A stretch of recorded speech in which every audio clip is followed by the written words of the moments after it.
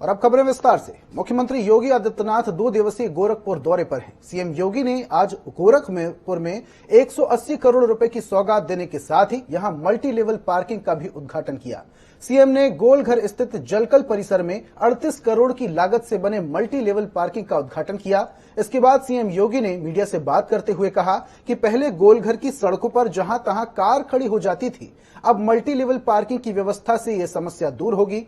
Parking की सुविधा के साथ खरीदारी के लिए दुकानें भी होंगी। इससे सुरक्षित खरीदारी का रास्ता खुलेगा।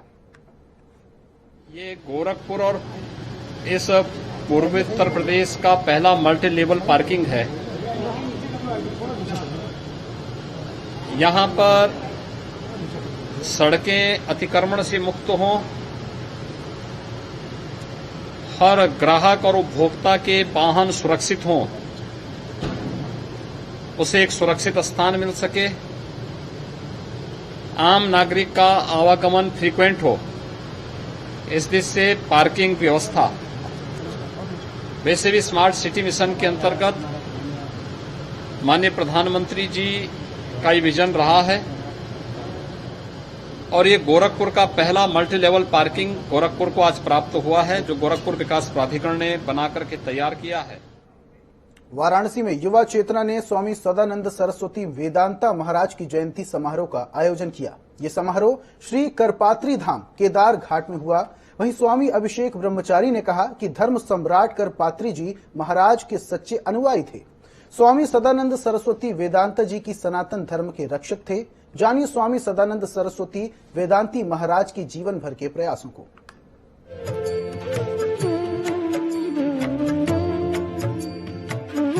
वाराणसी में युवा चेतना ने स्वामी सदानंद सरस्वती वेदांती जी महाराज की जयंती समारोह का आयोजन किया। ये समारोह करपात्री धाम केदार घाट वाराणसी में हुआ। जयंती समारोह का शुभारंभ स्वामी अभिषेक ब्रह्मचारी, स्वामी दिव्य स्वरूप आर्म्ड फोर्सेस ट्रिब्यूनल भारत के अध्यक्ष जस्टिस राजेंद्र मेनन, युवा चेतना के राष्ट्रीय संयोजक रोहित कुमार सिंह, डॉक्टर जिग्नेश रेड्डी और अन्य गणमान्य लोगों ने स्वामी सदानंद सरस्वती वेदांती जी के चित्र पर पुष्पांजलि अर्पित करते हुए किया। स्वामी अभिषेक ब्रह्मचारी ने कहा कि धर्म सम्राट करपात्री जी महाराज के सच्चे अनुयायी थे। स्वामी सदानंद सरस्वती वेदांती जी धर्म रक्षक थे। उन्होंने जीवन भर समाज के अंतिम व्यक्ति को मुख्य धारा से जोड़ने का प्रयास किया।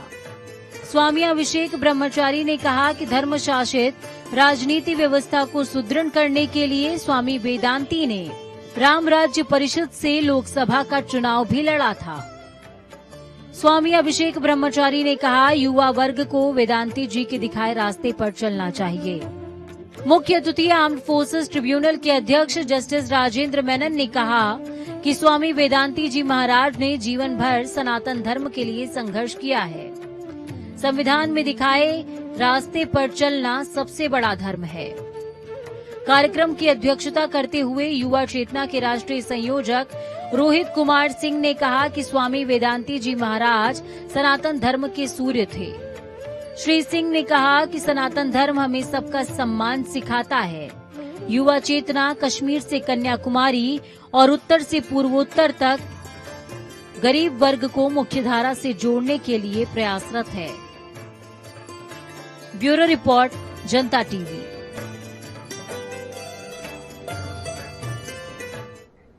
आम आदमी पार्टी के राज्यसभा सांसद संजय सिंह ने भारतीय जनता पार्टी पर सनसनीखेज आरोप लगाए हैं।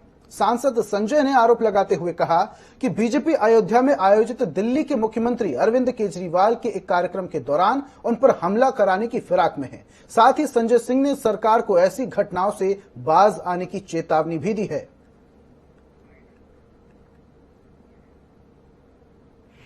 इस प्रकार की जानकारी मिल रही है कि दिल्ली के मुख्यमंत्री अरविंद केजरीवाल जी जो दीपावली के महापर्व के पूर्व रामलला का दर्शन करने के लिए अयोध्या आ रहे हैं, उनकी अयोध्या यात्रा के दौरान भारतीय जनता पार्टी के लोग उन पर हमले करना चाहते हैं, उनकी यात्रा में विघ्न डालना चाहते हैं, रामलला के दर्शन को रोकना चाहते हैं। मैं आदित्यनाथ जी के प्रशासन से, आदित्यनाथ जी से कहना चाहता हूं, इस प्रकार की हरकतों से बाज आइए। जिस तरह से आपके नेताओं के बयान आ रहे हैं, जिस तरह से लोगों को भड़काने की कोशिश की जा रही है, अरविंद केजरीवाल जी के ऊपर अगर किसी प्रकार का हमला होता है, किसी प्रकार से उनकी यात्रा में विघ्न डालने का प्रयास किया जाता है, तो उसकी संपूर्ण जिम्मेदारी आदित्यनाथ जी की सरकार और उनके प्रशासन पर होगा।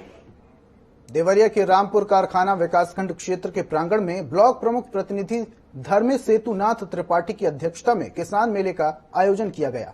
मेले में किसानों की आय दोगुनी करने के लिए 25 स्टॉल लगाए गए, जिनमें किसानों को कृषि यंत्र दिए गए। वहीं ब्लॉक प्रमुख प्रतिनिधि धर्म सेतुनाथ त्रिपाठी ने बताया कि सरकार की ओर से दी जाने वाली योजनाओं को किसान तक पहुंचाने के लिए इस कार्यक्रम का आयोजन किया जा रहा है, जिसमें काफी संख्या में ग्रामीण किसान इन योजना से लाभान्वित होंगे। किसानों के लिए कार्यक्रम लगाया गया है। किसान ये सरकार की योजना है जो कि जिसमें लगभग 25 स्टॉलें लगाई गई हैं। सारे अधिकारी और जिले से आए हुए हैं। वो सारे किसानों को अपनी अपनी योजना समझा रहे हैं कि ऐसे खेती कीजिए, ऐसे बीज डालिए, ऐसे जो है हर फार जो भी योजना है सारी वो बता रहे हैं कि कितना मिलेगा, कैसे सब्सिडी मिलेगा, कैसे बीज मिलेगा, कैसे बीज मिलाना है। इससे किसानों की आय दोगुनी होगी। बलिया के तहसील मुख्यालय पर रसोड़ा लेखपाल संघ ने 7 सूत्री मांगों को लेकर अनिश्चितकालीन धरना प्रदर्शन शुरू किया। लेखपाल संघ की हड़ताल से राजस्व समेत आय, जाति और निवास प्रमाण पत्र का कार्य ठप हो जाने से छात्रों के समक्ष छात्रवृत्ति फॉर्म भरने का संकट पैदा हो गया है। धरना सभा में पहुंचे लेखपाल संघ के राम ने मांगों का समर्थन करते हुए इसे प्रशासन से शीघ्र पूर्ण किए जाने की मांग की है। वहीं अन्यथा की स्थिति में प्रदेश स्तर पर आंदोलन की चेतावनी दी। धरना सभा को जिलाध्यक्ष निर्भय नारायण सिंह, हरिकेश सिंह, वीरेंद्र राम, जयप्रकाश सिंह, चौधरी विजय कुमार, अजीत कुमार, राम वृक्ष चौहान, अमीर चंद आदि लेखपाल मौजूद रहे। वहीं तहसीलदार का कहना है कि मांगे मान ली गई हैं, उसके बावजूद भी आंदोलनकारी लेखपाल धरने पर बैठे हैं।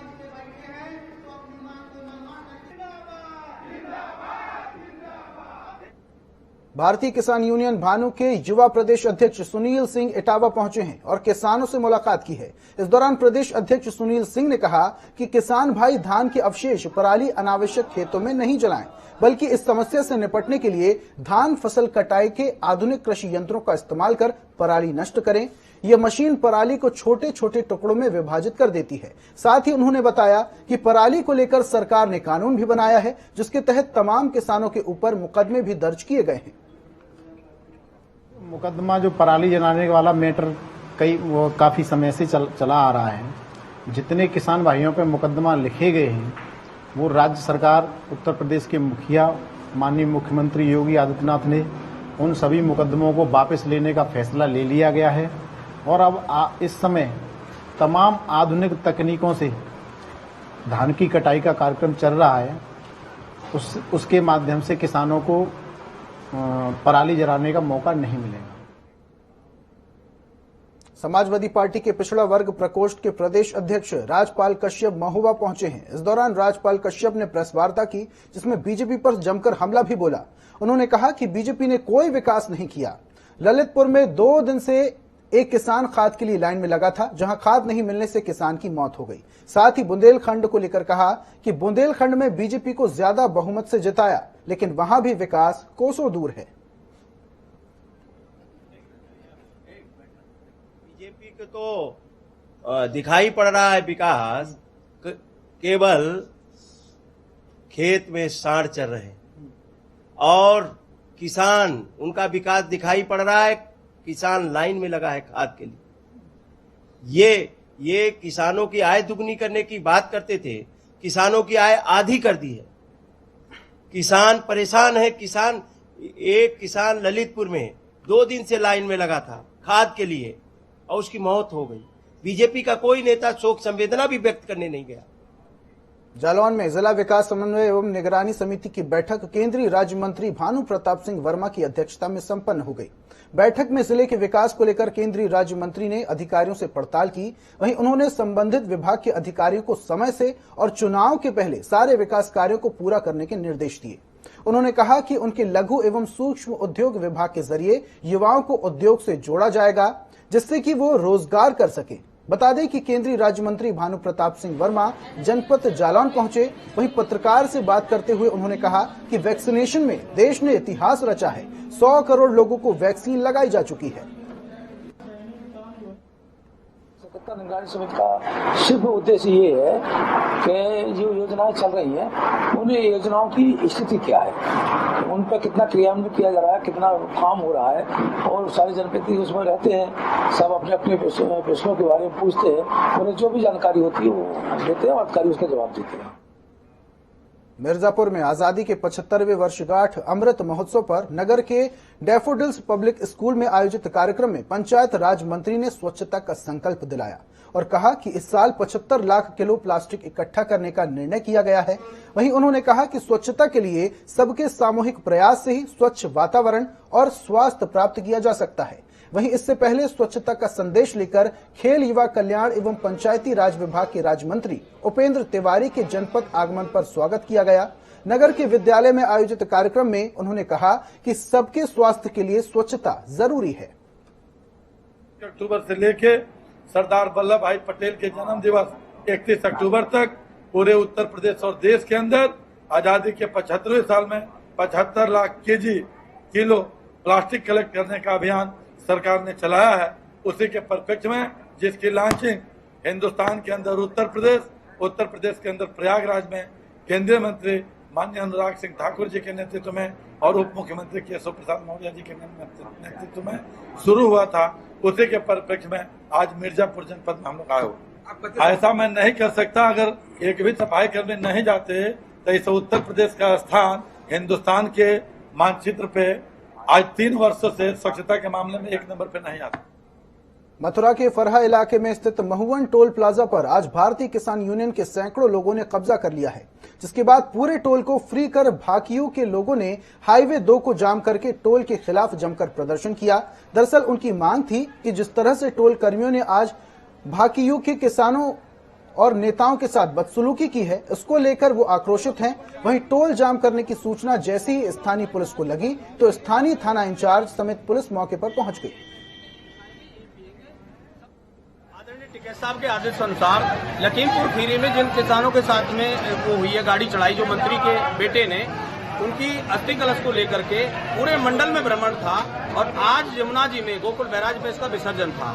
उसे लेकर के आगरा के जिलाध्यक्ष मथुरा आ रहे थे उसमें शरीक होने के लिए। इन्होंने टोल वालों ने रोका है। जब उन्होंने कहा कि भाई मुझे ऐसे जाना है, भारतीय किसान यूनियन के लोग टोल नहीं देते, तो इन्होंने उनसे बदतमीजी की है। बदतमीजी पर ज्यादा उतारू हुए। हमने भी इनको निवेदन किया, ये कहते हैं हम टिकैत को नहीं जानते हैं। जब तक ये टिकैत को नहीं पहचानेंगे, भारतीय किसान यूनियन संगठन को नहीं पहचानेंगे, किसान की आवाज को नहीं जानेंगे, तब तक किसान यहाँ पे टोल पे बैठा रहेगा। ये महुवन टोल फरे का मामला है, NH2 मथुरा। प्रधानमंत्री नरेंद्र मोदी ने मुख्यमंत्री पुष्कर सिंह धामी से फोन पर बात कर उत्तराखंड में आपदा प्रभावित इलाकों की जानकारी ली है। इसकी जानकारी सीएम धामी ने ट्वीट करके दी है। सीएम धामी ने ट्वीट करते हुए लिखा कि अभी कुछ देर पहले माननीय प्रधानमंत्री नरेंद्र मोदी जी से फोन पर बातचीत हुई। राज्य के आपदा प्रभावित क्षेत्र में चल रहे राहत, बचाव एवं निर्माण कार्यों के बारे में जानकारी ली है। मैंने प्रधानमंत्री जी को राज्य में चल रहे पुनर्निर्माण कार्यों के बारे में अवगत कराते हुए आपदा से प्रभावित लोगों को दी जा रही आर्थिक सहायता और पुनर्वास योजना के बारे में विस्तृत जानकारी दी है।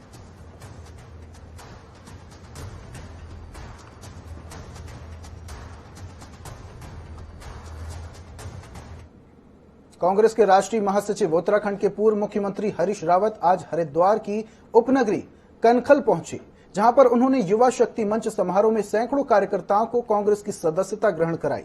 इस बीच हमारे संवाददाता विकास खरे ने पूर्व मुख्यमंत्री हरीश रावत से खास बातचीत की। क्या कुछ कहा उन्होंने, सुनिए आप भी। कांग्रेस के राष्ट्रीय महासचिव उत्तराखंड के पूर्व मुख्यमंत्री हरीश रावत जी आज हरिद्वार दौरे पर हैं। उस वक्त हम उनसे बात करेंगे। रावत जी आज हरिद्वार दौरे पर हैं, सैकड़ों कार्यकर्ताओं को आपने आज सदस्यता कांग्रेस की ज्वाइन करे, किस तरह से देखते हैं आने वाला विधानसभा चुनाव, किस तरह का क्या मिशन है कांग्रेस का? कांग्रेस परिवर्तन की ध्वजवाहक है और परिवर्तन आएगा और 2022 में कांग्रेस सत्ता में आएगी। रावत जी आगामी विधानसभा चुनाव में कांग्रेस किस तरह से परचम ले रहेगी? बहुत अच्छा माहौल है और जनता का आशीर्वाद मिलेगा। रावत जी आज आप नैनीताल जिले के दौरे पर थे, जो आपदा क्षतिग्रस्त जो क्षेत्र है वहाँ पहुंचे थे। हालांकि आप ने जनता की वहाँ की सुध ली है, लोग काफी पीड़ित थे।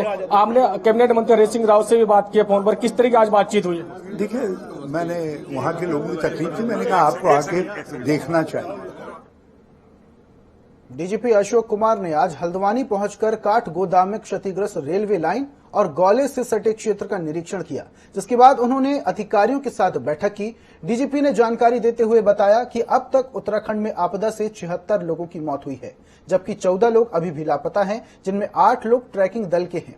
अब तक उत्तराखंड पुलिस ने 65,000 लोगों को आपदा में फंसने से बचाया। साथ ही करीब 9,900 लोगों को पुलिस ने रेस्क्यू किया है, जिसमें कुमाऊं में 9,400, गढ़वाल के 500 लोगों को रेस्क्यू किया गया है। उन्होंने कहा कि उत्तराखंड के कई इलाकों में अभी सर्च और रेस्क्यू ऑपरेशन जारी है और पुलिस की सभी टीमें 24 घंटे अलर्ट पर हैं।